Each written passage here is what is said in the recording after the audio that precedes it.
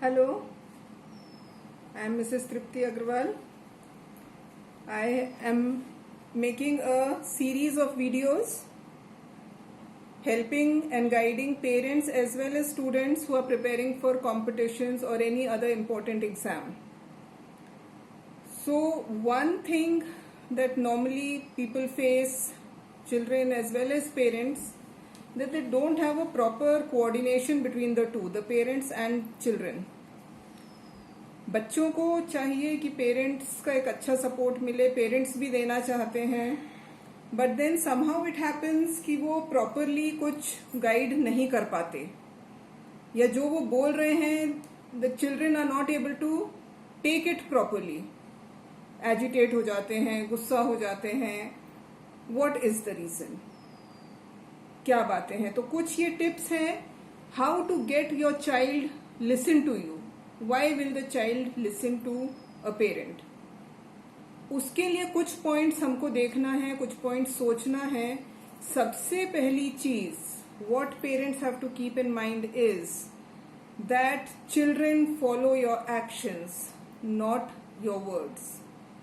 आप उसको कुछ भी सिखाते रहेंगे बच्चे को, पर आप अगर उससे अलग कुछ कर रहे हैं, the child will just not accept what you are teaching the child. मसलन सपोज हम बच्चे को ये सिखा रहे हैं कि तुम्हें तो मेरी बात सुननी चाहिए, तुम मेरी बात नहीं सुन रहे हो, मेरी बात क्यों नहीं सुनते हो, मेरी बात ध्यान से सुना करो, do what I am telling you to do, why don't you listen to me? But in the bargain, suppose if you have your parents staying with you, that means the child's grandparents are also there with you, and they see that parents are not giving that much of importance to what the grandparents are saying, they will stop listening to you. हमें बहुत ज़्यादा ध्यान रखना है इन चीज़ों में कि हम जो कर रहे हैं और जो हम बच्चे को बोल रहे हैं, both should be the same. That is very very important. हमें इन चीज़ों में ये ध्यान रखना है कि they will just follow what you are doing. They will follow your footsteps, not what you guide them, not what you tell them. दूसरी important चीज है that whatever you are telling them should make sense to them. Now it is not that कि अगर suppose हम बच्चे को मना कर रहे हैं कि ठीक है तुम मत घूमो, और वो उसको सेंस नहीं बना रहा, you don't waste your time, उसको सेंस नहीं बना रहा, तो हम वो कहना छोड़ देंगे. No, we have to reason out with the child. Today's millennials as you call them, उनको लॉजिक पसंद है. यू जस्ट टेल देम कि हमारे जमाने में ऐसा होता था, हम ऐसा करते थे, या this is what my grand mother told me, so you should also be doing this. They will have 100 questions to ask in that. They will question the theory which you tell them. But if you give them a proper logic, give them a proper reason कि this is why you should be doing it.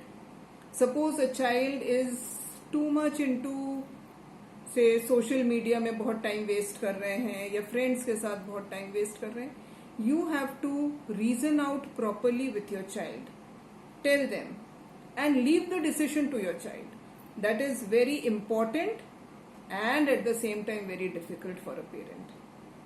Normally what we tend to do as parents is we will make a decision and we will impose it on the child, which is not correct.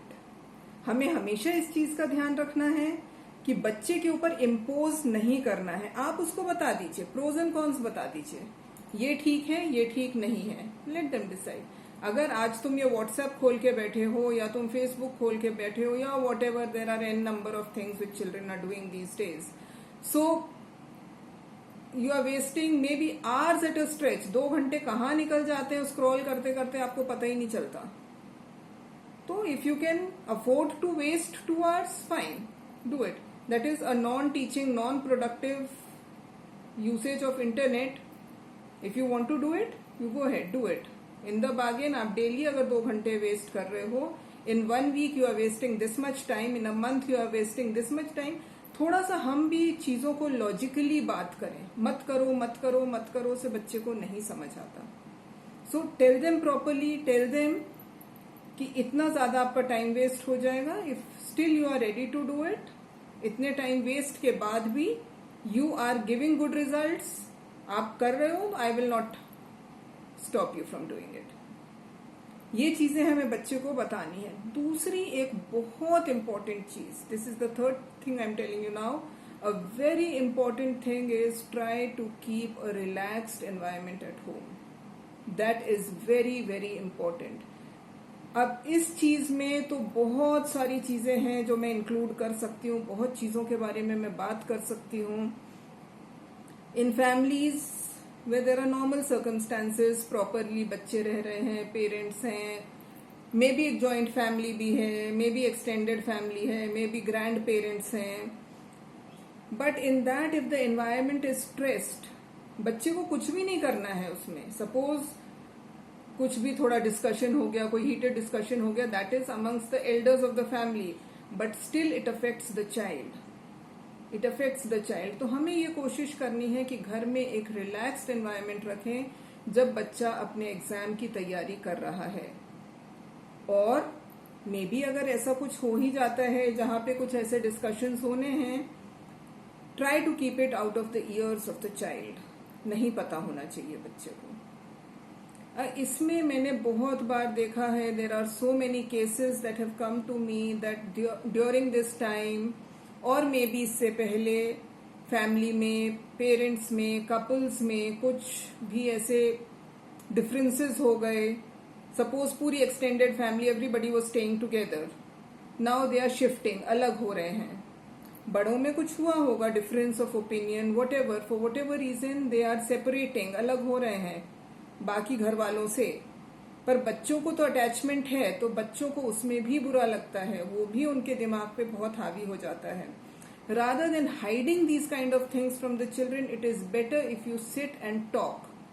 आप बताएं उसको कि ऐसी ऐसी बात है, this is how it will help you. May be कई बार ऐसा लगता है कि अलग रहेंगे तो बच्चा अच्छे से पढ़ लेगा, यहाँ पे बहुत डिस्टर्बेंस हो रही है। जो भी आपके दिमाग में है, and this is what you are thinking is right at the moment, and you try to adjust. हम आपको लाएंगे, मिला देंगे, उनको बुला लेंगे। सो समहाउ बच्चे को एक नॉर्मलिसी की पिक्चर दिखानी है, वो बहुत ज्यादा जरूरी है।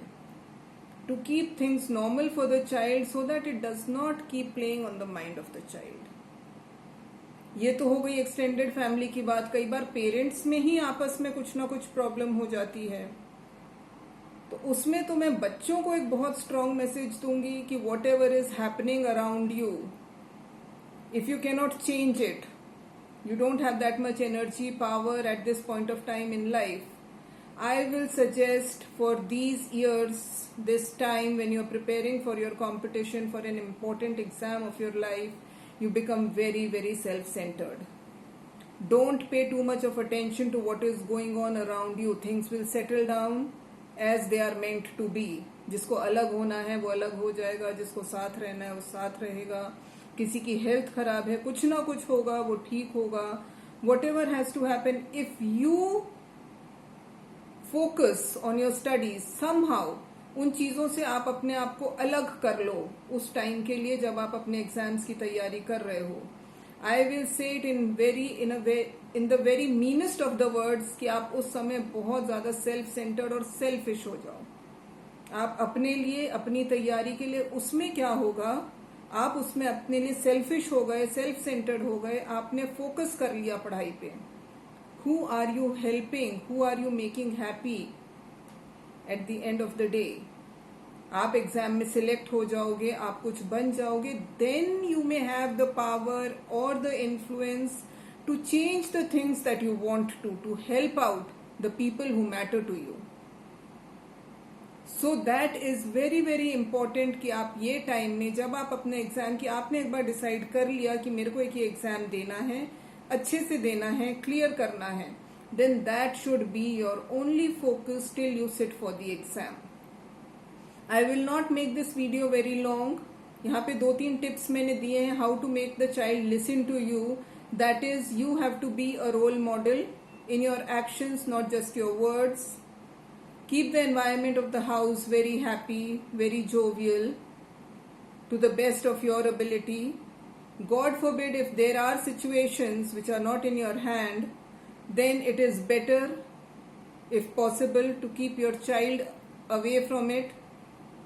Tell him that you as adults can manage whatever else is going on, and he or she has to focus on the studies.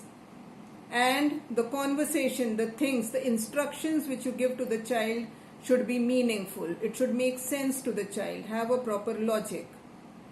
So I will discuss more on these things in my other video, how to make your child listen to you. So bye till then. I will also suggest, if you're finding my videos useful, please subscribe to the channel so that you get the notifications whenever I put another video. Thank you so much for listening.